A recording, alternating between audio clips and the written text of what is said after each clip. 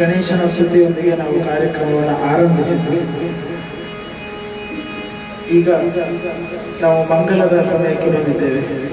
ನನಗೆ ಈ ಗಾನವೈಭವ ಕುರಿತು ಹೇಳಿದಾಗ ಅವರೊಂದು ಮಾತು ಹೇಳಿದ್ರು, ಅಂದರೆ ಯಾವುದೋ ಒಂದಿಷ್ಟು ಪದ್ಯಗಳನ್ನು ಹಳೆಯದೆಲ್ಲ ಆಯ್ಕೆ ಮಾಡಿ ಹೀಗೆ ಹೇಳಿದಾಗ ನಾನು ಸುಮ್ಮನೆ ಹಳೆಯ ಕ್ಯಾಸೆಟ್ನೆಲ್ಲ ಒಂದಿಷ್ಟು ತಿರುವಿ ಮರುವಿ ಯಾವುದಾದ್ರು ಬೇರೆ ವಿಶೇಷ ಪದ್ಯ ಉಂಟು ಅಂತ ಹುಡುಕಿದೆ. ಹಾಗಿರುವಾಗ ಮೊನ್ನೆ ಒಂದು MN ಭಟ್ ಅವರು ಈ ಹಳೆಯ ಕ್ಯಾಸೆಟ್ನ ಶಸ್ತ್ರಕ್ರಿಯೆ ಮಾಡ್ತಾ ಒಂದು ಕ್ಯಾಸೆಟ್ ಹರೇಶ್ವರ ಭಾಗವತದ್ದು ಬರೀ ಪದ್ಯಗಳು ಒಂದು ಕ್ಯಾಸೆಟ್, ಅದರಲ್ಲಿ ಒಂದು ಪದ್ಯ ಇತ್ತು ಶಾರದಾ ದೇವಿ. ಆ ಪದ್ಯದ ಮಂಗಳದೊಂದಿಗೆ ಹಾಡ್ತೇನೆ.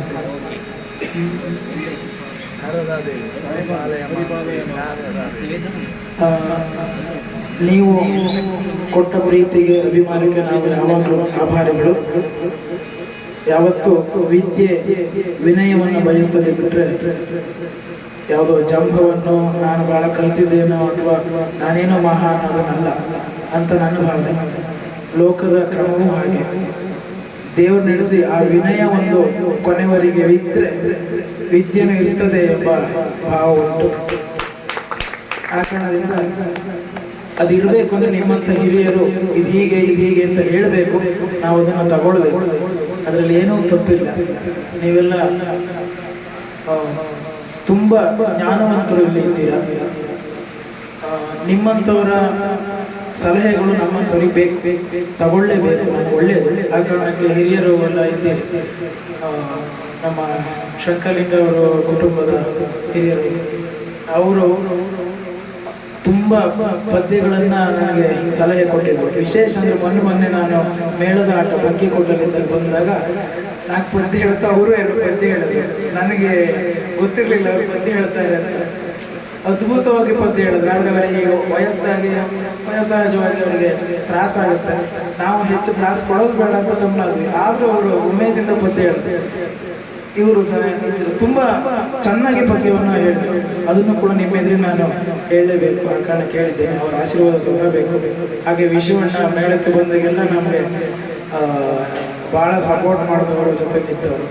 ಹಾಗೆ ಪ್ರಧಾನವಾಗಿ ನಮ್ಮ ಘನಪಾಠಿಗಳಾದಂಥ ಮಹಾಬಲೇಶ್ವರ ಅವರ ವಿದ್ಯೆ ಸಾಗರ.